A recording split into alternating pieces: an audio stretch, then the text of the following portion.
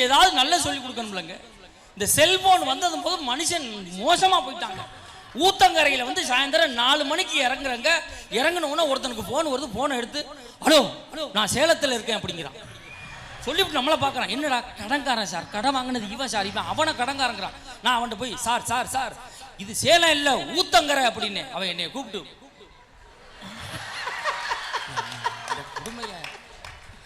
ஒரு காலத்துல வீரபாண்டிய கட்டபொம்மன் வசனம் போட்டாயா, கிஸ்தி வரி வட்டி என்னோடு வயலுக்கு வந்தாயா, நாட்டு நட்டாயா, என்குள்ள பெண்களுக்கு மஞ்சள் அரைத்து கொடுத்தாயா, மாமனா மச்சானா மானம் கட்டவனே.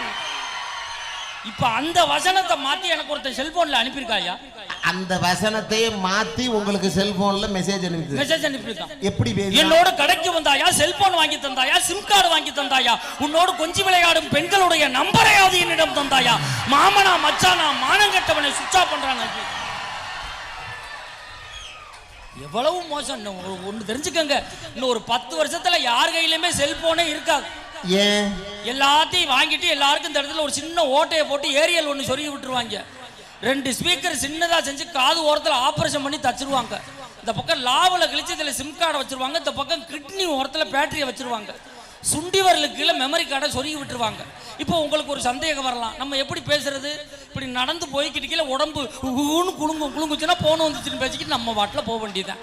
உங்களுக்கு இன்னொரு சந்தேகம் வரலாம், எப்படி சார்ஜ் ஏற்றுறது? மூக்கில் பிளக்க மாட்டியா சார்ஜ் ஏற்ற முடியும்? எல்லா பெட்டி கடையிலையும் ரீசார்ஜ் முட்டாயின்னு 1 ரூபாய்க்கு ஒன்று விற்கும்.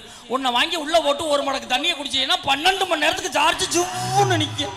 உங்களுக்கு இன்னொரு சந்தேகம் வரலாம், ஒருத்தனுக்கு சார்ஜ் இருக்கா இல்லையான்னு எப்படி கண்டுபிடிக்கிறது? கண்ணு பழுத்து சிவப்பா இருந்துச்சுன்னா அவனுக்கு ஃபுல்லா சார்ஜ் இருக்குன்னு அர்த்தம்.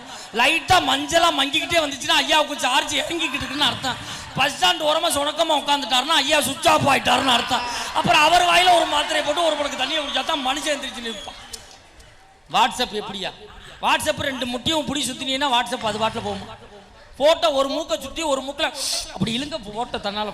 ஃபேஸ்புக்கா நீ புக் பண்ணதுக்கு பேசுமா முதல்ல, அப்புறம் பேஸ்புக். நான் உண்மையிலே வாழ்ந்த கவிஞர்கள் ஒரு குடும்பம் எப்படி இருக்கணும்னு சொல்லியிருப்பாங்க. அழகா சொல்லுவாங்க, பிள்ளைகளுக்கு புத்தி சொன்னான். 6 வயசுல எங்க அம்மா பள்ளிக்கூடத்துல சேர்த்தாங்க. இப்பெல்லாம் யாரும் 6 வயசுல பிள்ளைய பள்ளிக்கூடத்துல சேர்க்கறது இல்ல. ஏங்க நம்ம புள்ள பேசிட்டான் என்ன பண்றது? ஸ்கூல்ல கொண்டு போய் விட்டுரு. அப்பதான் அவன் பேசவே ஆரம்பிச்சான். அவனுக்கு ஸ்கூல்ல விட்ட உடனே மிஸ் சைலன்ஸ் சைலன்ஸ் சைலன்ஸ். 9ஆவதுல டீச்சர்ட்ட கத்தியோட நிக்கிறாயா. ஒரு காலத்துல அதுக்கு தான் வள்ளுவன் சொன்னான், குழல் இனிது யாழ் இனிது என்பர் தன் மக்கள் மழலை சொல் கேளாதோர் அப்படின்னு. புள்ள பேச்ச கேட்கணும். புள்ளைக்கு பேச்ச கேட்கறக்கே இப்ப இன்னைக்கு காலத்துல யாருமே கிடையாது. அது எந்த நேரம் பார்த்தாலும் டிவி பார்க்கறான். எங்க வீட்டுல எல்லாம் என் மனைவி எப்படி தெரியுமா டிவி பார்ப்பாங்க? இந்த ரிமோட்டை எவன் கண்டுபிடிச்சான்னு தெரியல.